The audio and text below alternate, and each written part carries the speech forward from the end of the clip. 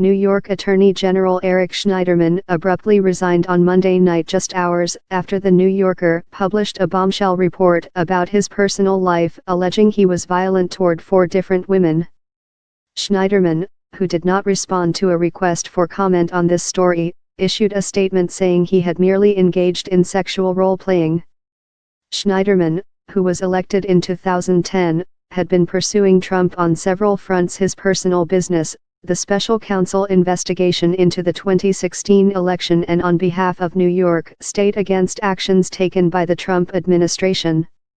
Trump allies, including his son Donald Trump Jr. and counselor Kellyanne Conway, celebrated the news of Schneiderman's downfall. "Gotcha," Conway tweeted. Schneiderman's perch in the Empire State gave him jurisdiction over Trump's company. He first took on Donald Trump in August 2013 when he sued Trump for fraud in conjunction with Trump University, a seminar series that the former Attorney General called a sham.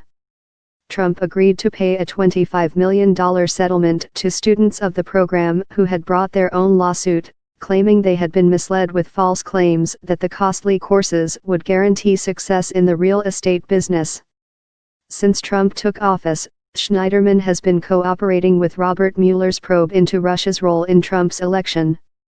That was a threat to Trump because the president could pardon anyone indicted by Mueller, but has no pardon power over state charges. In Albany, NY, Schneiderman had been pushing to change New York law to close a double jeopardy loophole that might have prevented him from bringing charges in that situation.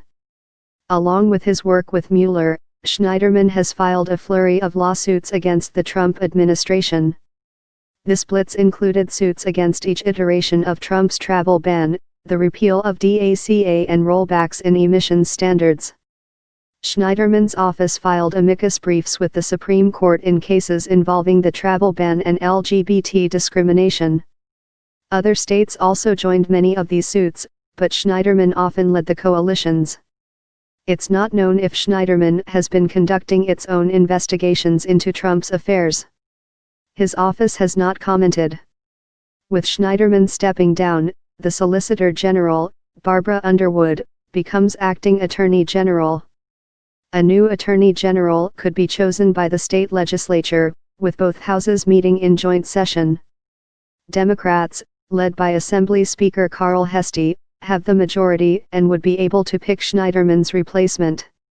Multiple sources have told NewsPulse News that the leading contenders include New York City Public Advocate Letitia James, Lieutenant Governor Kathy Hochul, Representative Hakeem Jeffries, Representative Kathleen Rice, State Senator Michael Gianaris, and State Senator Jeffrey Klein. Heastie did not respond to multiple requests for comment. "I think she would be aggressive and political in terms of going after Trump," the source said. "But any replacement picked by the legislature will serve out only the remainder of Schneiderman's term, which ends in December, unless that replacement runs for a full 4-year term in November. Party primaries are on September 13. The source familiar with the workings of the Attorney General's office predicted that, if Underwood remains in place, she would continue Schneiderman's existing work. "If it's Barbara Underwood, she's like a lawyer's lawyer," the source said, noting she has argued before the Supreme Court.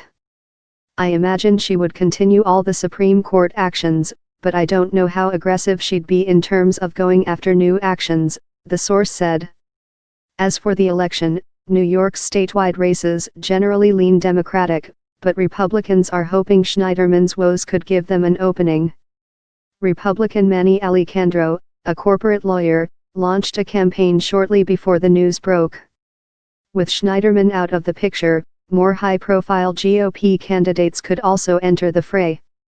A Republican victory would be a major boon to Trump. Alicandro has criticized Schneiderman's attacks on the White House as attention-seeking gamesmanship.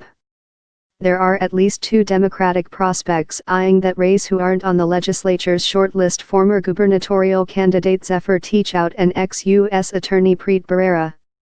Teachout gained notoriety in the state by mounting a surprisingly successful progressive challenge to Governor Andrew Cuomo in 2014.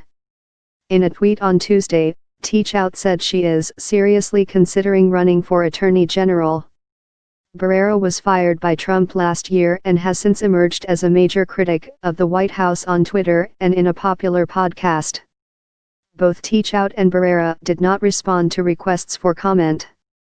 If Schneiderman's successor takes on Trump, that person may have the advantage of putting in a full day at the office. The report detailing the abuse allegations also claimed Schneiderman drank heavily and used prescription drugs.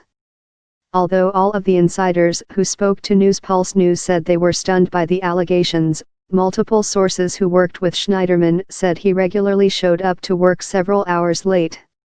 "We just thought he was lazy," a source said.